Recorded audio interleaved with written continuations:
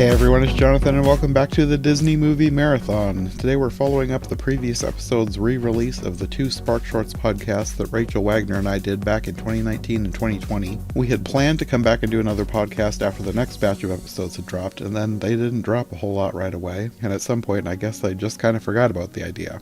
And that's not even to mention the fact that the SparkShorts program seems to have slowed way down after the initial launch, and I really haven't even had much occasion to think about them in the past few years. The first 6 that Rachel and I talked about in the previous podcast were all released to the public around the time of the Disney Plus launch, and at the time they seemed to be a new big thing that was just going to keep happening regularly. In hindsight, it seems like the Disney Plus launch might explain the initial push for the program, and the fact that they maybe kind of fizzled out.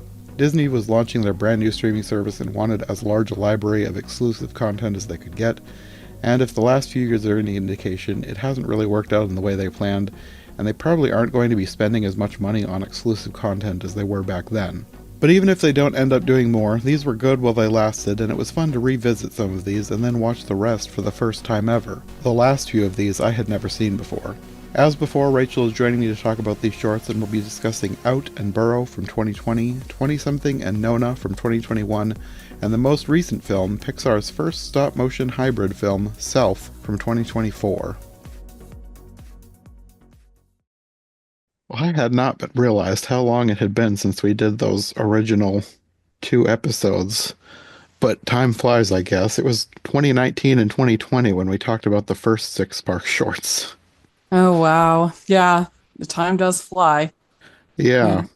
I'd always meant to come back and do another episode, and I guess I just kept forgetting about it, and now there's 5 more. Time flies whether you're having fun or not. Yeah. That's why I wasn't sure. I wasn't sure which ones we had done and which ones we hadn't done. Yeah. Mm. Yeah, well, I remembered we had done 3 and then 3, and then we were going to do another 3, and then we never did. So now there's No. 5. Do you think there's going to be more than 5, or do you think they're done? Because for a while, I thought they were just done, but then they released one last year, so. I mean, I don't know if Pixar will ever completely get rid of shorts, but Well, I I mean don't know. specifically SparkShorts. Yeah, so I don't think we'll be getting any more SparkShorts, but I think that's more of a Disney Plus thing than it is a SparkShort thing. I think that they're moving away from Disney Plus Mm-hmm. in pretty much every way. So I kind of wondered. I watched a Spark Story. Did you watch that documentary on Disney Plus? I did not. They had a mention of, like, they gave each animator 6 months to make a short.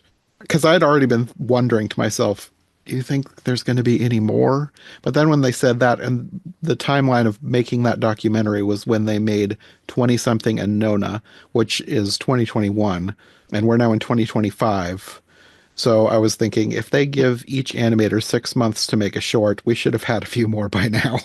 Yeah, I think that we're only going to get a show here, a show there. But even like The Mandalorian, they're doing that as a movie. Like they're just moving away from Disney Plus going forward because it's Hmm. just not economically feasible. For the most part, I'm fine with that because, I mean, Disney Plus it's kind of middle of the road sometimes. Plus the fact that they just can delete something and they never released it any other way, so Yeah. then you never see it again. Yeah, that sucks when they do that. Yeah, well, I know we both love Timmy Failure, but Yeah. there was another movie that Mark and I had planned to do a podcast on. I think it was called Crater, Yep. and it came out, we were planning on doing it, and then it disappeared. Yeah. And I haven't seen, I don't think they ever released it anywhere else. Yeah. So, It's really gross. I mean, if you think about how that would feel if you were, yeah. yeah, there's this is on Paramount, but there was a movie called At Midnight that director Jonah Feingold he directed, and it's just gone. You can't watch it anywhere. It's gone, and it's just like so upsetting. Yeah. So I guess in the long run, I'm not too upset if they stop making things directly for Disney Plus, even if it means less stuff like this, because I'd rather get more stuff elsewhere and less stuff on Disney Plus than get more stuff on Disney Plus that just disappears for no reason. Yeah, it just makes it less compelling to get Disney Plus, but if I didn't have to have it for my job. I feel like Disney Plus is still like the reason that I was so excited about Disney Plus when it first came out was the fact that, oh, now we'll have the entire back catalog. But they still haven't done They that. still haven't done There's that. They still haven't. tons of old stuff that you can't find on Disney Plus.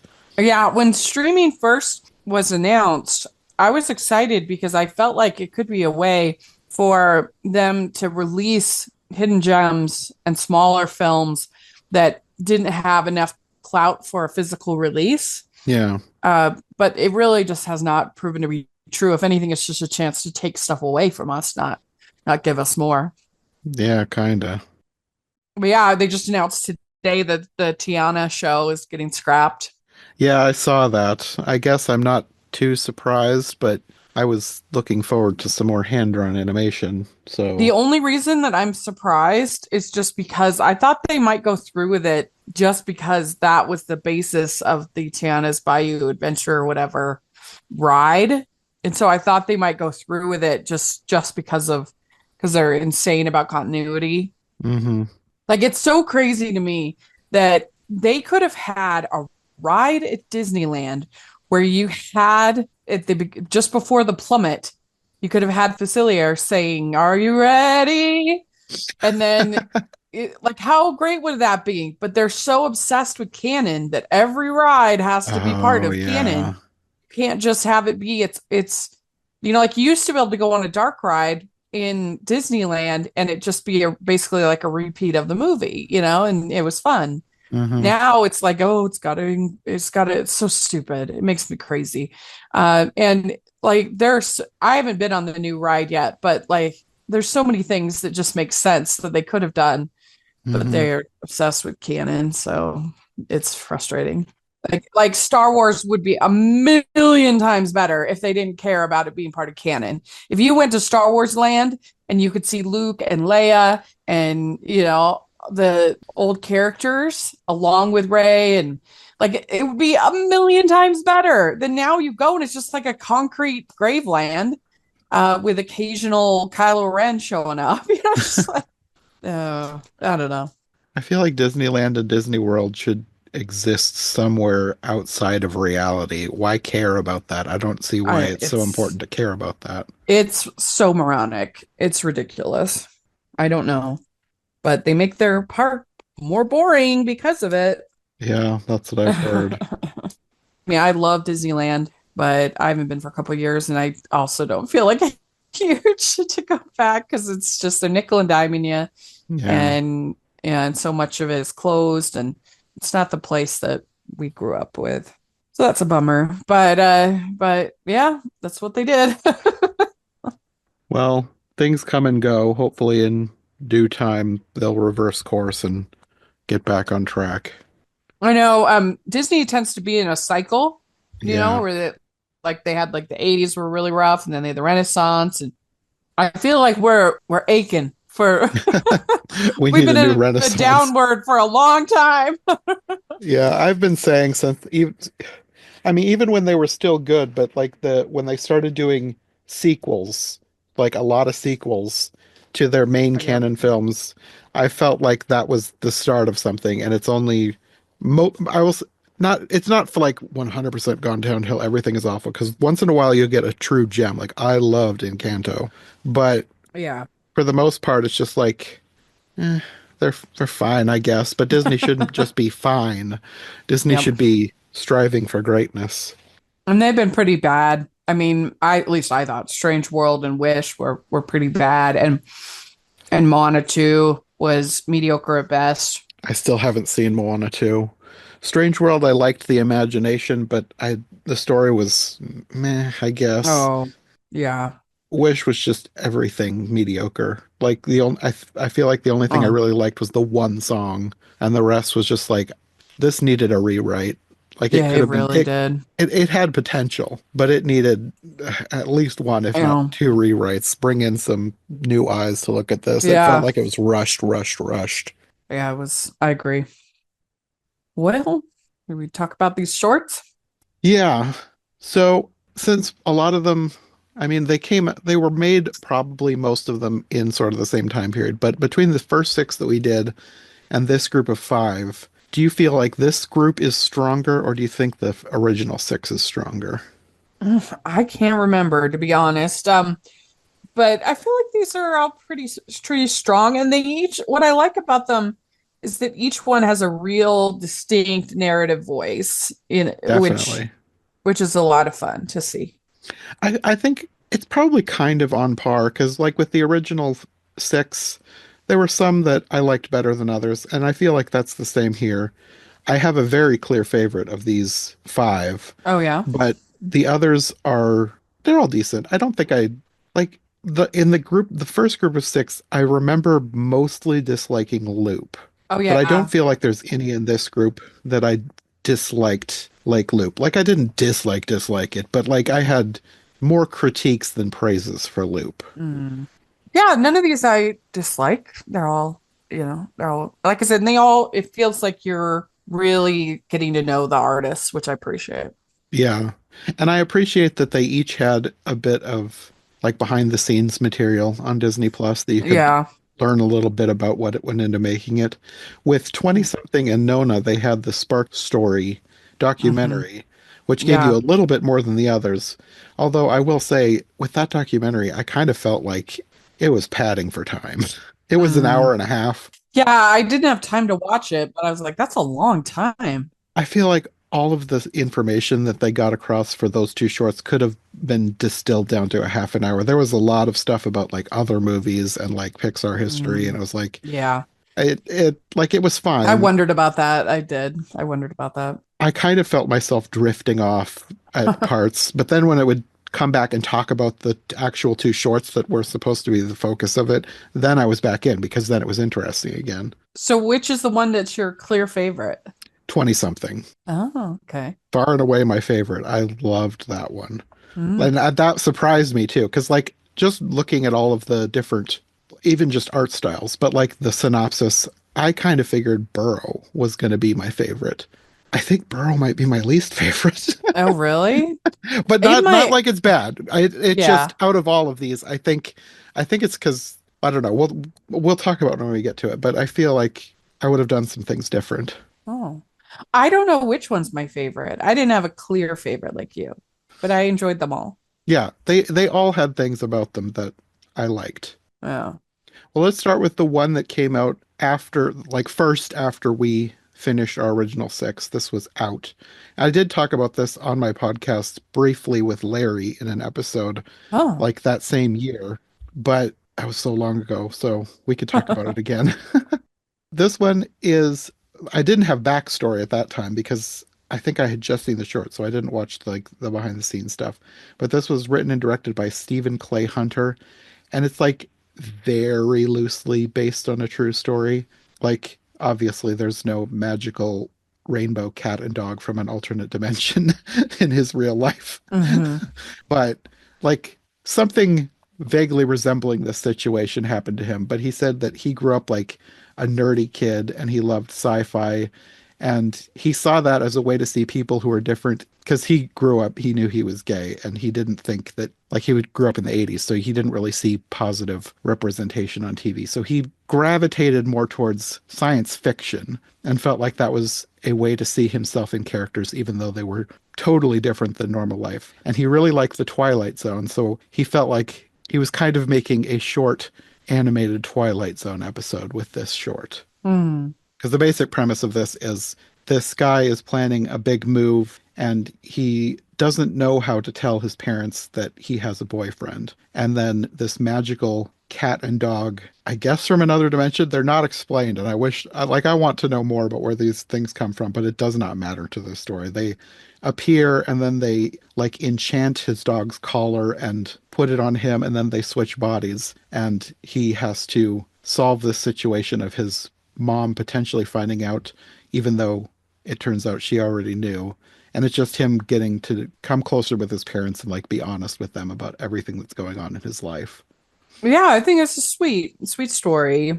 The fact that his mom already knew and Hmm. he had put so much shame in it, is something I'm sure a lot of people can relate to.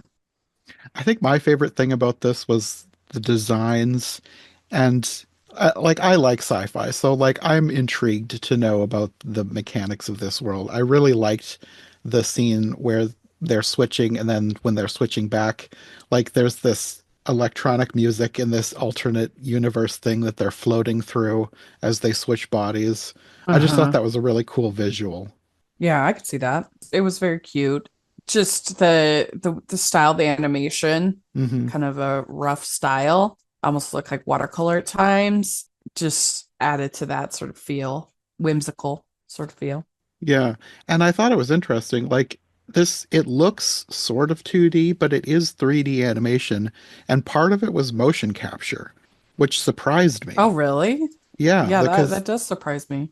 the behind the scenes had like them filming the scene where they're like sitting on the bed together looking at the picture and his boyfriend like wraps his arms around from behind. Like that was motion capture. And I would not have guessed that watching this short. It doesn't look like, because to me, motion capture has that kind of ugly Robert Zemeckis feel to it. And this doesn't look Uh-huh. like that at all. No, it's almost more, they probably used it almost more for like rotoscoping than I for suppose they could have. I don't know. But either way, motion capture was involved, but they made it look so much better than I normally associate with motion capture. yeah, definitely. Well, after Out, we have Burrow. This one was written and directed by Madeline Sherifian. And she meant this one to represent a young adult going out and like getting their first apartment, not knowing what's possible and wanting to do everything by themselves, and Yeah. then showing that they need to learn how to ask for help. And it's really cute. I think it's adorable. It is Love very the style of cute. the animation. Yes, so do I. That's why I figured this one was going to be my favorite. I think the thing that I didn't like was how chaotic it got, and then I didn't really enjoy the ending because like at the beginning, Oh, like I totally identify with this rabbit trying like I feel like I'm very introverted and that's the vibe I was getting from this rabbit. Like she just wants to be alone. mm-hmm. And I get the message of this short, like you need to learn how to ask for help, which is fine. I think what I didn't like was where it ended up with like she accidentally floods everybody's home and then everybody basically sort of moves into a big group home together. And that just seemed like a terrible ending. I would not want to live in a big group home with so many other families. Well, everybody is able to figure out a new burrow for the bunny. Hmm. Yeah, I can see that. I mean, he was just trying to say, like, just doing things on your own.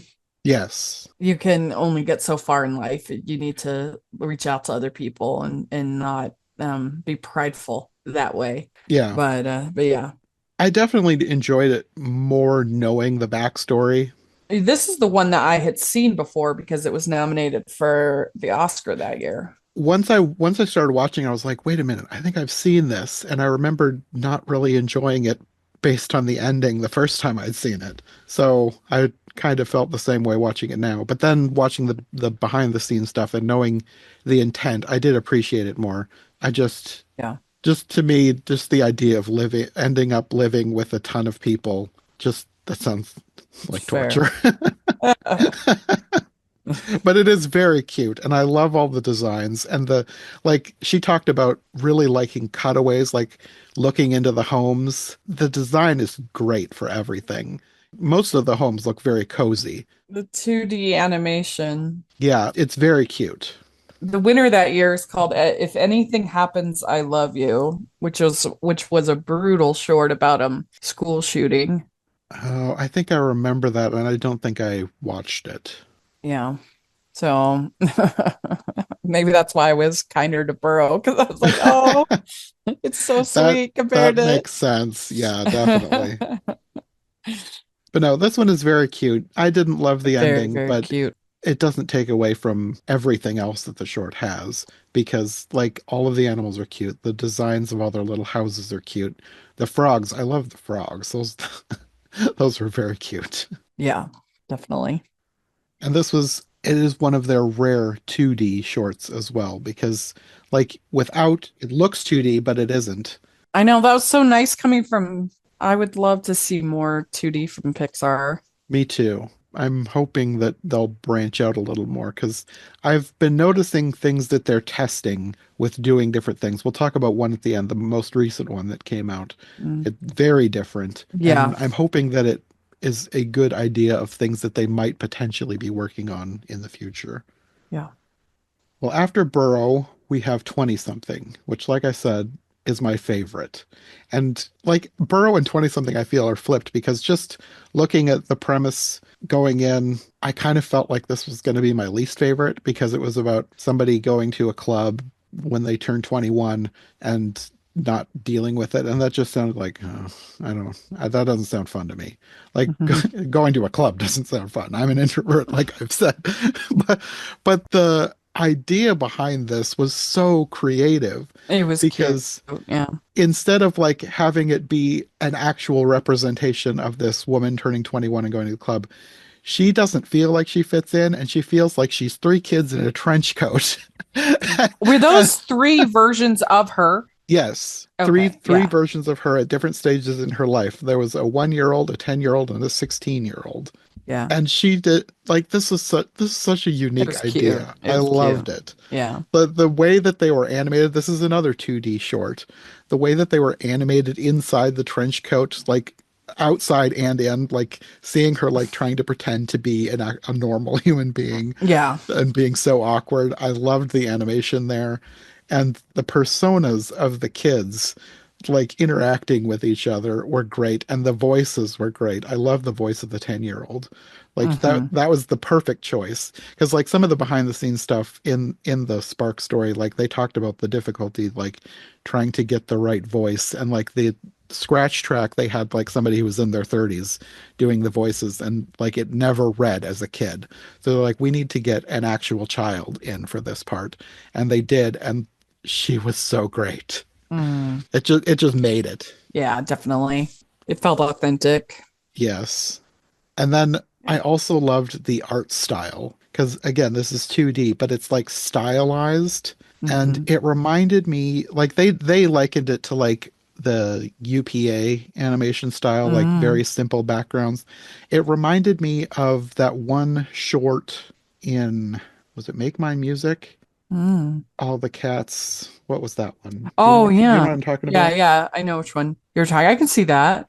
It Yeah. also kind of had almost it sort of had like a Disney Channel kind of feel to it of like what's it the Like Moon Girl and Devil Dinosaur, it does have a teeny bit of vibe of that, but and that one's the a different type of stylized. yeah. No, but it's about I can't think of the name of the show. It was about an African American family. Oh Proud Family? yeah, yeah, yeah. It kind of reminded me of Proud Family a little bit, I think, in the style. I Just suppose I could the see way that that. the heads were shaped and the way the I don't know. I thought it kind of had that. Well, I wonder if what you're picking up is the hairstyles because the hairstyles were also very important, and I feel like Proud Family had a lot of unique hairstyles as well. So that might be what you're reading. Yeah. Well, and I just think like a little bit also just the shapes and the just the way it was designed kind of reminded me of that. It could be because there was a lot of skinny, like really skinny characters on Proud Family, and these Mm, characters were pretty skinny too. So yeah. the shapes were similar. Yeah, I can see Yeah. that. It didn't seem like I didn't get Proud Family off it because this was so stylized. I was thinking way back, but I could see Proud Family in there a little bit. Yeah. And I wonder if maybe that was a bit of influence because she's probably like the writer director was Afton Corbin, and I think she is probably in her late 20s by this point. Hmm. So she probably was the age to grow up with Proud Family, so that could have Yeah. been a little subtle influence. But that whole age of Disney Channel had like a certain style to it. Same thing with like Kim Possible and things like that. Yeah, a little bit. Yeah. But yeah, I loved the style and the art of this one. It was so fun. Yeah. Maybe it's because I went in with low expectations, but I just as soon as the reveal of her trying to walk as three kids in a trench coat, I just thought that was great. Yeah, it was cute. It was definitely very cute. Being an adult is always a mess. Oh, yeah. Uh, don't need to tell me that. Maybe that's another reason why I liked it because, like, not that I've ever thought of myself as three kids in a trench coat, but I can identify with the awkwardness of trying to Yeah, pretend you know what you're doing. definitely. I think we all can. Yeah. We're all Yeah. awkward kids inside. Yeah. So, Yeah. No, this one was my favorite. It was just so much fun. yeah. I think the next one that was actually my least favorite. Nona. Yeah. This one was written and directed by Luis Gonzalez. This one wasn't necessarily a favorite of mine story wise, but I did like the thought that went into the details of this short. I just wish that she'd gotten to be able to watch her show. I mean, just because she's a grandma doesn't mean she doesn't deserve to watch her show. And sometimes people take advantage of grandparents and take them for granted. I kind of got that vibe the way the kid was just left behind. It's like you don't even see her parents. She's Yeah. just kind of abandoned on her doorstep. So I felt kind of bad that I was like, she deserved to be able to watch her show. Yeah. So I think that's why it was my least favorite. Well, this one is about a grandmother who loves wrestling, like WWE style, like ridiculous wrestling, because of her late husband. Like you get little glimpses of him, like in the picture, and then she has a little imagination of watching with him. Yeah. But then her granddaughter shows up and ruins everything. Yeah, the parents just like drop her off there. They don't care that she's watching her show. She even ends up toppling over the television. hmm the thought behind this one was the writer, like he had had experiences realizing that he was losing time with his kids, and he wanted to put that feeling into the short. So the breaking of the TV is the point where the grandmother realizes that she needs to spend time with her child. But I think it almost would have been better served if that had been a parent, not a grandparent. Hmm. I don't know. Like even parents deserve to be able to watch their shows. Like I mean, but yeah, especially grandparent. Like they're not the main. The kids are the main responsibility of the parents. And I just felt bad for her. I'm like, she should be able to watch her show because it Yeah. meant a lot to her. So, but she came around and ended up spending the time with her granddaughter.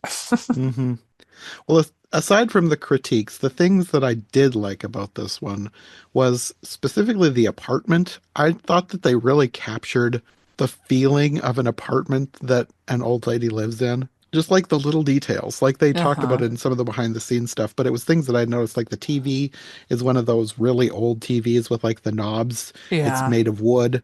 I liked that. The details in the background, all the old furniture. I thought they built this place out really well.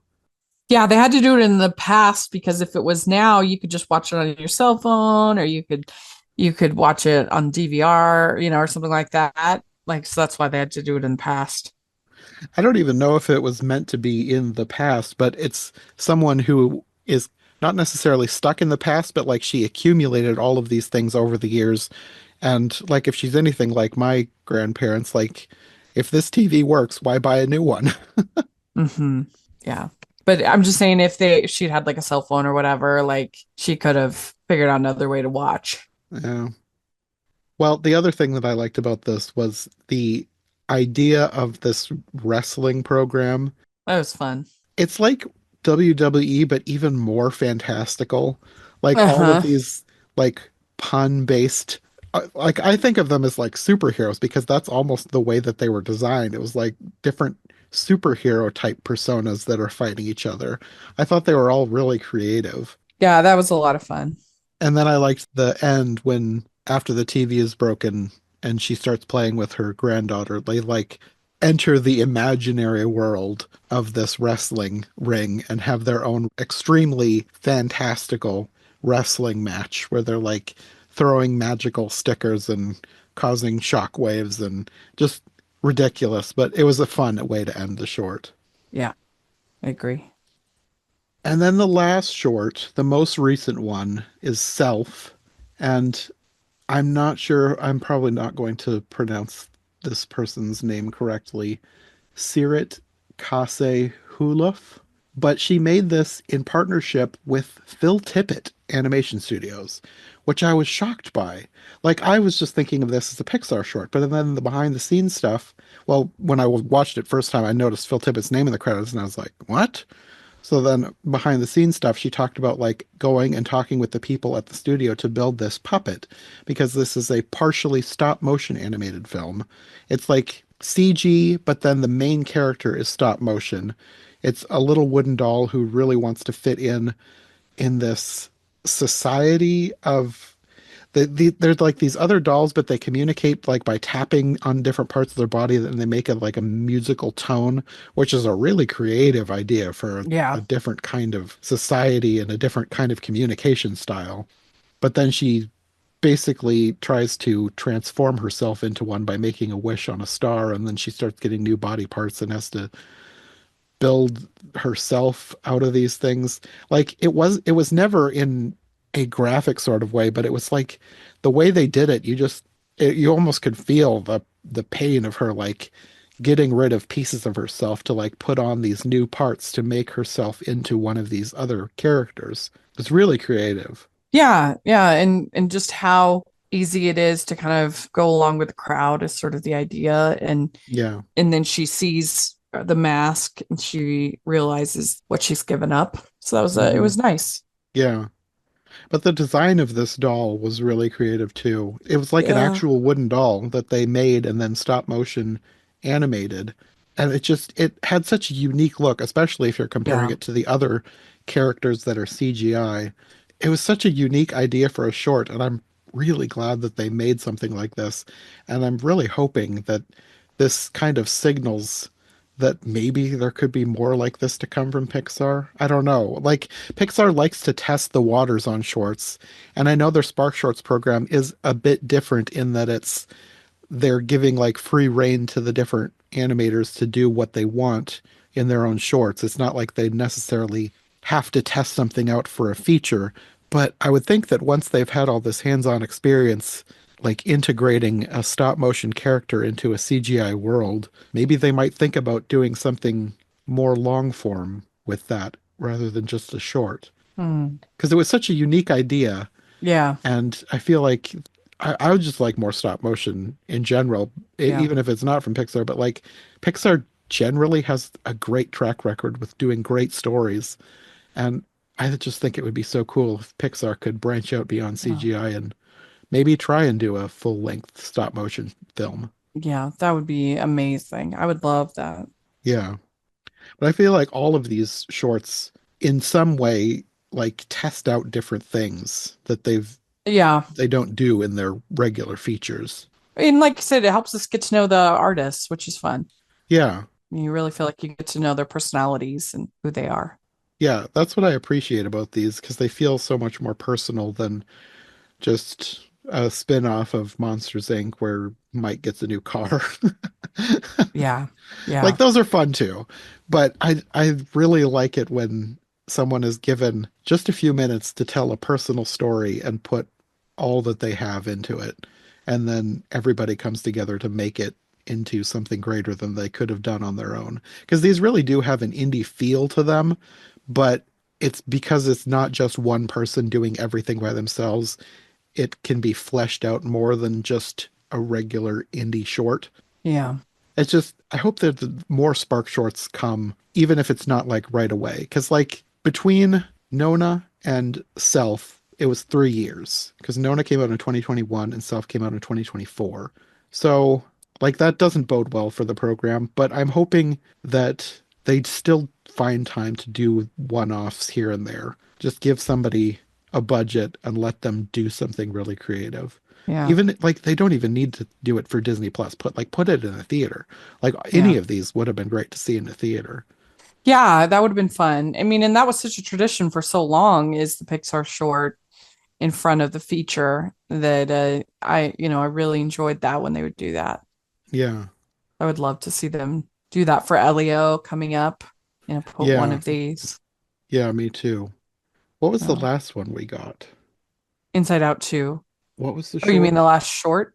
Yeah. Um, Was there one with Inside Out too? I can't remember. I can't remember. Now I need to look it up because I Yeah. don't really remember one.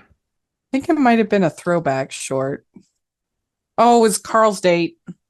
Carl's Date. That was with Inside Out too? I'm pretty sure, yeah. I was thinking that was Elemental. Well, what did Elemental get? Oh, you're right. It was Elemental. So we didn't have one with Inside Out 2. The last one, according to their website, was Carl's Date was their last one. Okay, so we didn't get one then. Well, that's too bad. Yeah. Yeah. And Carl's Date, I liked Carl's Date, but it's not the same as like a totally unique thing because it's kind of a Yeah. sequel. The last one that we'd gotten that's unique was Bow, which was very strange. But That was a was that really? That was so long ago. according to their website, at least. Yeah. Oh wow. That's kind of sad I know. if they're disappearing like that, because that was always such a cool treat with every Yeah. Pixar film. You get a cool short, And then there's Lou, which was 2017, and Piper in 2016. which that's now almost 10 years ago. Yeah. Oh wow. I hope that they bring that back. That's sad if they're phasing out the shorts. I guess we'll see with Elio coming up this year. I would hope that they would have something. Yeah, the last one that I we had from, of course, there's Once Upon a Studio from Maine Disney, which was so good. What was that released with something? It was supposed to, but then they released it in front of a rerun of Encanto on ABC while Walt Disney, which was so strange. Huh. Yeah, That short also deserved better. yeah, definitely. I feel like shorts in general are kind of underappreciated. And I absolutely loved the short Us Again. I even interviewed the animator Zach Parrish. I interviewed him. That was before Araya. I loved that short. It was Oh, so that's good. right. That was a Disney one. That wasn't Pixar. Right, yeah. I wish Disney would get back into shorts. Like they do them once in a while, but like Disney's used to make shorts all the time back in the day. Yeah. I feel like more studios need to get in on that. I feel like it would make the movie going experience feel like you're getting more for your money. Like Yeah. even just a 5-10 minute short, it adds something Yeah. unique to the experience. And it lets more artists get their work out there. Yeah. And you're more aware of the artists, Yeah, because you've seen their calling card. yeah. Just nice. It gives them a chance to do something, make a name for themselves, and maybe have better opportunities later on. Yeah, definitely. Like, I know you don't love Turning Red, but I don't think that Domi Shi would have been able to make a full-length feature if she hadn't won an Oscar for Bao. Mm-hmm. Yeah. Well, hopefully in the future we'll get more new shorts to talk about. I think we will talk about some more shorts at some point in the future, though, because I had completely forgotten that we had talked about doing the other shorts series on Disney Plus, but they were the Disney Shorts Short Circuit series. Mm. For whatever reason, I guess I must have just completely forgot they existed, but we had talked about doing that as a podcast back when we did these original ones, and then we never did. Mm. So at some point, we will be back to talk about those as well. Yeah. So I'm looking forward to finally watching them because I never watched them at the time because I was waiting till the podcast. Right. Well, we will be back at some point soon to talk about those. But until then, do you want to let people know where they can find you if they'd like more from you? Yeah, you can find me at Rachel's Reviews, all over social media, iTunes, YouTube, and on Rotten Tomatoes. And every month, my friend Stanford and I, we do a Talking Disney Classics podcast. That's a lot of fun. And we've reviewed the entire Disney canon, and I've interviewed a bunch of animators over the years, which is fun. So make sure to check that out. Also, lots of good stuff at Hallmarkies Podcast.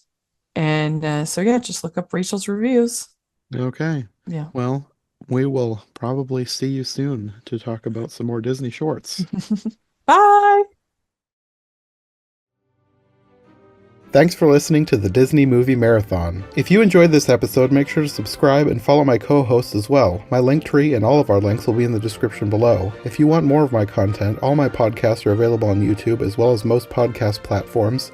If you enjoyed this show, check out one of the other podcasts or check out my Patreon for bonus and extended episodes you won't find anywhere else. We'll be back soon with another brand new episode, so thanks for listening and we'll see you next time.